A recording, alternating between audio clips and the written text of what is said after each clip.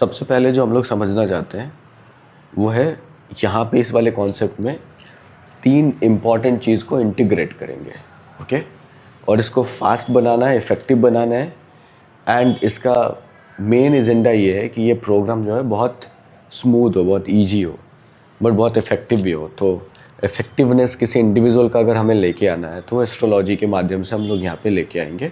So what we are trying to understand is how astrology, wellness and AI can be integrated to give a holistic benefit to individual, okay. Astrology क्या देता है?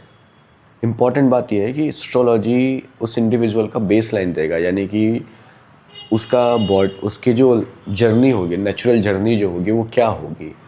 आदमी चाहे अपने natural journey से कितना भी डिफ़र कर जाए पर बहुत ज़्यादा डिफरेंस नहीं आता है। यानी आप कितना भी आपके अंदर इलनेस हो जाएगा, लेकिन जो पॉसिबल इलनेस होगा वही आपको टच कर सकता है, ओके। तो एस्ट्रोलॉजी कुछ हद तक ये हमें अंडरस्टैंडिंग दे सकता है कि बेसिक इसके क्या क्या प्रॉब्लम्स हो सकते हैं, और फिर जब हम वेलनेस को उसके साथ इंटीग्रेट कर रहे हैं वो इसलिए कि उस प्रॉब्लम का काउंटर क्या होगा, यानी सॉल्यूशन क्या होगा। तो जब when we are talking about wellness, we are talking about the astrology, Ayurveda, so integrated everything which comes under the wellness practice. And wellness practice का मतलब होता है the natural approach to maintain and preserve their health and wellbeing, ठीक है। अब AI का इसलिए integration कर रहे हैं यहाँ पे because doing these calculation have been toughest one, okay. So but अब ये समझो कि एस्ट्रोलॉजी ने तो सबसे बड़ा प्रॉब्लम सॉल्व कर दिया है, वो अंडरस्टैंडिंग है इंडिविजुअल। पर वेलनेस में to select the right practice is one of the biggest problem now. So understanding individual and getting the right practice set with the help of something which can move fast. So analytical approach जो हमारे experts का हुआ करता था astrology के अंदर and wellness के अंदर, ये दो नॉलेज को, इनके एक्सपर्टीज़ को एक साथ लाने के लिए हमें एआई का इस्तेमाल करना पड़ रहा है। So here what we are treating AI is, AI we are not treating AI as a expert of these domains, ठीक है। यानी वेलनेस और एस्ट्रोलॉजी के एक्सपर्ट के रूप में एआई का इस्तेमाल यहाँ पे नहीं कर रहे हैं। एआई का इस्तेमाल इसलिए कर रहे हैं कि whatever inputs we are getting from astrology for the individual and whatever inputs we are getting as a knowledge base from the wellness, that will get mix, that will get match. तो यहाँ पे AI का काम है match making का, ठीक है। And then analytically ये सॉर्ट आउट करने का कि क्या बेस्ट एंड सूटेबल प्रैक्टिस हो सकता है एंड स्मॉलेस्ट प्रैक्टिस हो सकता है। क्योंकि वेलनेस तो बहुत बड़ा है, अगर इसकी प्रैक्टिस की बात करेंगे तो even 24 hours is not enough, ठीक है। बट अभी के टाइम में इंट्रोडक्टरी प्रैक्टिस के लिए हमें उसको शॉर्ट बनाना पड़ेगा। Now we are keeping a limit here, as अगर हम लोग इसको इंट्रोड्यूस कर रहे हैं किसी इंडिविजुअल को, तो let's say individual can go into the 15 minute of practice to 60 minute of practice, ठीक है। ये मान के चल रहे हैं, बेस लाइन ये है कि वो या तो 15 मिनट कम से कम करेगा और 60 मिनट करेगा ऑन एन एवरेज, जो उसके पास में टाइम लिमिट बनेगा। तो इसको समझते हुए यहाँ पे अब हम लोग एआई का इस्तेमाल करेंगे किस तरीके से। सो विल गिव, यहाँ पे हम लोग यूज़ करेंगे जिसको बोलते हैं रैग्स, ओके। तो इसके बारे में कभी डिटेल में डिस्कस करेंगे। इसमें क्या होता है कि we supply a knowledge base, knowledge base को एक के भी लिख देते हैं, नॉलेज बेस ऑफ वेलनेस, ठीक है। इसके अंदर में अब नॉलेज बेस के अंदर में जो वेलनेस का रहेगा वो क्या क्या रहेगा? Yoga, Ayurveda, naturopathy, pranic healing, whatever. So आपके लिस्ट है, you can select and opt for it. कोई बोल रहा है मैं सिर्फ योगा प्रैक्टिस कर पाऊंगा, तो will keep the knowledge base, will keep only yoga. When somebody says no, I'm okay with the Ayurveda also, then keep it yoga plus Ayurveda plus naturopathy. So this is our optional. So knowledge base के अंदर जाएंगे। Then हमारे पास में analytical inputs हम लेंगे कहाँ से? एक तो नॉलेज बेस में, दूसरा नॉलेज बेस में हम वेलनेस के बाद क्या देंगे? We will give input of individual as astro.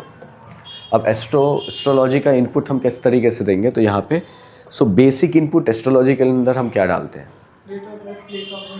Yes, okay. So DOB,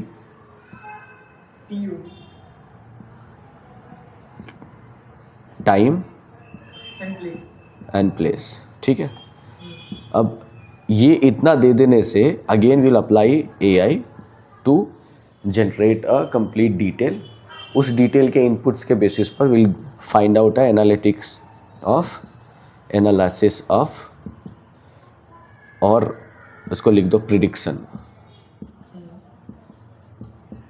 based on nature. ठीक है, ऑन नेचर.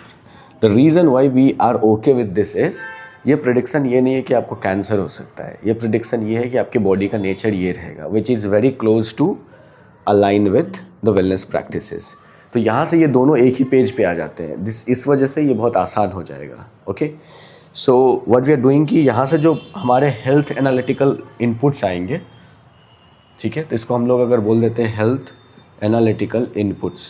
ओके, जो हमारे आ रहे हैं, सॉरी इसको आउटपुट लिख लो, आउटपुट एनालिटिकल जो आउटपुट आ रहे हैं उसके बेसिस पे then again will apply AI to do match making in between it. Match making. Okay, तो जब मैच मेकिंग करेंगे तो एटलीस्ट हमारे पास में इतना आ जाएगा इंफॉर्मेशन कि what sort of practices we should do from these. Yoga, Ayurveda, naturopathy से हमें आ जाएगा. तो अब यहाँ पे मैं इस तरीके से लिख रहा हूँ, what we got out of it is practice set, जिसको मैं लिख देता हूँ PS.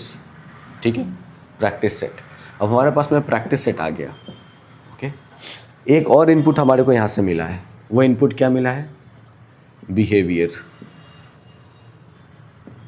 और नेचर. इसका मतलब ये है कि वो इंडिविजुअल का अप्रोच क्या रहेगा, किस तरीके का वो इंसान है. तो वहाँ से इस पूरे प्रैक्टिस सेट को हम स्ट्रक्चर कर सकते हैं उसके बेसिस पे.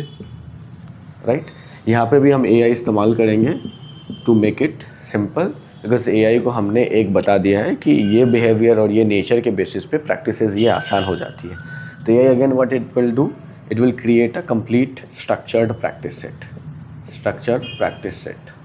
ठीक है, स्ट्रक्चर्ड प्रैक्टिस सेट रहेगा. अब हमें अप्लाई क्या करना है, we need to choose either 15 और 60, कितने ड्यूरेशन के लिए प्रैक्टिस करेगा. And then we need to do choose days, कौन कौन से दिन प्रैक्टिस करने वाले हैं, कितने देर के लिए ड्यूरेशन, और कौन कौन से दिन weekly. So let's say now we are talking about, तब उसको बोल सकते हैं frequency.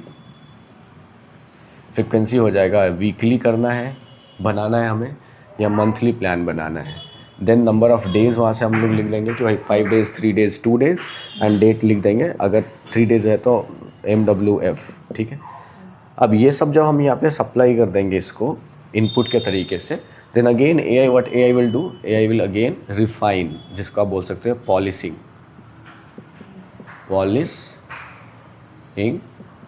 The practice set. Polish कर देगा प्रैक्टिस सेट को, तो आपके पास में एग्जैक्ट वो स्ट्रक्चर मिल जाएगा जो आपको इंट्रोड्यूस करना है. So this is what we can do. तो यहाँ पे एस्ट्रोलॉजी का जो इम्पोर्टेंस है, अब जब वेलनेस के साथ में अलाइन कर देते हैं तो बहुत ज़्यादा हो जाता है. जब आप उसी एस्ट्रोलॉजी को इस तरीके से देखते हो कि आपके जीवन में क्या घटना घटने वाली है, तो वो उसको बोलते हैं फलित ज्योतिष, जो हो सकता है कि हम बहुत ज़्यादा अलाइंड ना हो उसके साथ. ठीक है, उस पर मैं कमेंट भी नहीं करना चाहता. बट जब मैं नेचर या अंडरस्टैंडिंग की बात करना चाहूँ, या फिर मैं नेचुरल इफ़ेक्ट की बात करना चाहूँ किसी पर्सन पे क्या होगा, तो उस हिसाब से ये काफ़ी हद तक हमें इन दोनों को अलाइन होते हुए देख सकते हैं. तो अब एक इंडिविजुअल को अगर समझना है, उसके लिए प्रोग्राम बनाना है, स्टिल वेरी ईजी. अब इसके साथ में we can even add our assessment. ठीक है, अब अगर हमने ये असेसमेंट ऐड कर दिया तो हमें पता चल जाएगा उसका करंट गोल क्या है.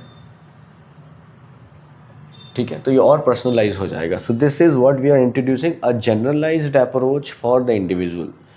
इंडिविजुअल का होलिस्टिक अप्रोच अगर लेना है, कि उसके लिए होलिस्टिक वेलबींग के लिए कोई प्रोग्राम बनाना है तो. But if we need to work out specifically on some condition, then we can add another input as assessment and health goal and health conditions. These if we put as those as a input, तो ये और refine हो जाएगा. So that is the importance of AI introducing to wellness along with the astrological and assessment. तो अब astrology, wellness और AI और assessment को जब एक साथ आप कनेक्ट कर देते हो तो ये इस तरीके के बेनिफिट्स मिल जाते हैं. अब कई बार ऐसा होगा कि लोग के बड़े क्वेश्चन ये होते हैं कि वेलनेस को किस, जैसे हम टेक में बोलते हैं एपीआईज के लिए होता है डेटा पॉइंट्स, टच पॉइंट्स, कि आपके क्या टच पॉइंट्स हैं, कि किस तरीके से डेटा कम्युनिकेट कर रहा है। तो अब यहाँ पे हम उसको उस तरीके से नहीं तो इस तरीके से ज़रूर बोल सकते हैं कि what are the parameters will be exchange, क्या क्या पैरामीटर एक्सचेंज होंगे इनके बीच में। तो कुछ मोटा मोटी समझने के लिए आप ये समझो कि पंच महाभूत which is one of the important part, जिसका बहुत ज़्यादा रोल होता है। And then second the nature, कि उसके कुछ और भी पैरामीटर्स हैं जो एस्ट्रोलॉजी पास करता है, कि क्या नेचर, इसका क्या अप्रोच रहेगा, किस गन में आता है, राइट। मतलब ये सॉफ्ट अप्रोच लेगा या हार्ड अप्रोच लेगा, ये रिजिड होगा या एक्सेप्टेंस इसके अंदर होगा, ये लॉजिकल होगा या इमोशनल ज़्यादा होगा। तो ये सारी चीज़ें जो है हमें कुछ ऐसे पैरामीटर्स जो हैं वो हमें मिल जाते हैं, जिसके बारे में मैं डिटेल यहाँ नहीं बता रहा हूँ, उसको हम लोग प्रॉम्प्ट के अंदर में देखेंगे कि how will specify those parameters. So इस तरीके से एआई को जितना स्पेसिफिक क्वेश्चंस देंगे, जितना स्पेसिफिक डिटेलिंग देंगे, वो उतना ही आसान कर देता है इस पूरे काम को। So overall, this is how we take approach to this. Okay.